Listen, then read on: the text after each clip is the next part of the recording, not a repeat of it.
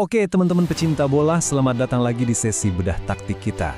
Kali ini kita bakal langsung terjun ngebahas salah satu laga paling krusial musim ini, yaitu final FA Cup 2026 di Wembley. Manchester City emang berhasil naklukin Chelsea tipis aja 1-0.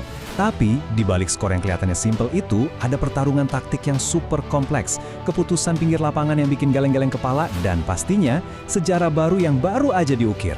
Sebagai analis, saya antusias banget nih buat ngebedah laga ini buat kalian. Kita nggak cuma ngelihat siapa yang menang, tapi gimana prosesnya dan kenapa taktik itu bisa jalan. Buat agenda bedah taktik kita hari ini, kita punya 5 poin. Pertama, final alot di Wembley. Kedua, taktik kejutan Pep. Ketiga, momen kejeniusan Semenyo. Keempat, dominasi atas Chelsea. Dan kelima, sejarah baru Man City. Yuk, langsung kita bahas. Kita masuk ke bagian pertama, final alot di Wembley. Ini bener-bener persis kayak lagi main catur. Kalau kalian ngarepin final terbuka yang hujan gol, wah kalian salah besar. Laga ini murni partai catur taktik tingkat tinggi. Coba tebak, ada berapa tembakan? Cuma 16. Ya, selama 90 menit penuh, cuma ada total 16 tembakan dari kedua tim gabungan. Opta nyatet, ini tuh jumlah tembakan paling sedikit di final FA Cup semenjak tahun 2005 loh. Ruang gerak benar-benar ditutup rapat, pressingnya disiplin banget. Pertanyaannya, gimana pertandingannya bisa sebuntu ini?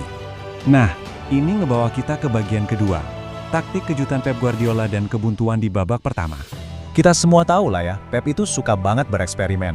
Tapi di awal laga, City malah kelihatan gagap. Keputusan mengejutkan dia buat nyadangin Ryan Cherki dan malah masang Omar Marmoush bikin aliran bola City tersendat. Di sisi lain, Chelsea justru tampil lebih pede sebelum turun minum. Mereka bisa pegang ritme, bahkan sempat minta penalti walau akhirnya ditolak. Tapi ini nih poin krusialnya. Biarpun dominan bawa bola, Chelsea gagal nguji kiper James Trafford sama sekali. Jadi City buntu secara taktik dan Chelsea tumpul banget di penyelesaian akhir. Sekarang kita masuk ke momen paling penting, bagian ketiga. Momen kejeniusan Antoine Semenyo, sang pemecah kebuntuan di menit ke-72. Mari kita bedah proses gol ini pelan-pelan, karena eksekusinya emang sempurna banget. Langkah pertama, Erling Haaland, yang dari awal dijaga ketat abis, akhirnya dapat satu momen emas buat lolos dari jebakan offside dan nembus garis pertahanan Chelsea. Terus alih-alih maksa nembak dari sudut sempit, Haaland ngelakuin langkah kedua. Dia ngelepasin umpan tarik mendatar yang presisi banget ke tengah kotak penalti. Dan langkah ketiga, disinilah magisnya terjadi. Antoine Semenyo dengan insting pembunuhnya, ngelakuin sentuhan flick atau sontekan yang sensasional banget buat ngejebol gawang. Di laga yang ruangnya super sempit, kombinasi pergerakan tanpa bola Haaland dan sentuhan akhir jenius Semenyo ini yang jadi pembedanya. Pastinya, abis gol itu pecah, dinamika di lapangan langsung berubah drastis. Taktik nunggu mulai ditinggalin, Chelsea hampir aja langsung nyamain kedudukan, sayangnya tembakan Enzo Fernandez malah melambung jauh. City juga sama, ruang serangan balik jadi kebuka lebar banget, tapi peluang demi peluang dari Nico Orelli, Ryan Cherki, sampai Liam Delap gagal dimanfaatin buat ngunci kemenangan jadi 2-0.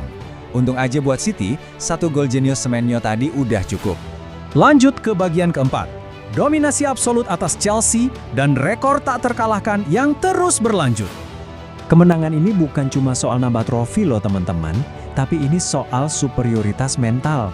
Bayangin aja, semenjak kalah di final Liga Champions 2021, Manchester City sekarang belum pernah kalah dalam 14 laga terakhir lawan Chelsea di semua kompetisi. 11 kali menang, 3 kali seri, dominasi total. Nggak cuma itu, rekor individu juga pecah di sini. Pep dapat piala FA ketiganya, Semenyo resmi jadi pemain Ghana pertama yang cetak gol di final FA Cup, dan Erling Haaland akhirnya nyetak assist pertamanya buat City di laga final. Luar biasa kan? Dan sampailah kita di bagian terakhir, kelima. Sejarah baru Manchester City yang lagi ngincer treble domestik. Coba deh kalian perhatiin data di brief ini. Kemenangan di Wembley mastiin City udah ngebungkus EFL Cup dan FA Cup musim ini. Nyapu bersih 2 piala domestik itu pencapaian yang langka banget loh. City sekarang masuk ke grup elit, karena ini baru ke-6 kalinya ada tim yang bisa menang FA Cup sekaligus EFL Cup di musim yang sama. Mereka nyamain rekor legendarisnya Arsenal, Chelsea, dan rekor Liverpool yang lakunya 2 kali.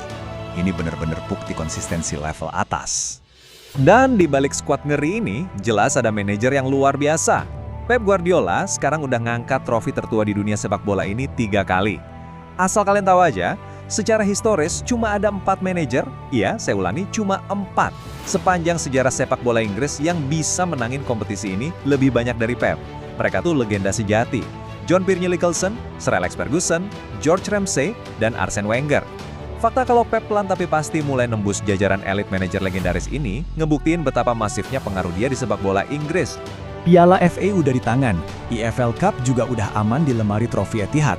Nah, pertanyaan gedenya sekarang, bisakah pasukan Guardiola ini namatin musim dengan ngeraih treble domestik? Fokus mereka bakal langsung geser ke laga terakhir Liga Inggris hari Selasa besok, di mana mereka bakal ngelawan Bournemouth, yang mana ironisnya itu adalah mantan klubnya sang pahlawan kita hari ini, Antoine Semenyo. Kira-kira mampukah mereka nahan tekanan dan mengukir sejarah absolut? Kita tunggu aja. Terima kasih udah ngikutin sesi bedah taktik ini, dan sampai jumpa di ulasan seru berikutnya.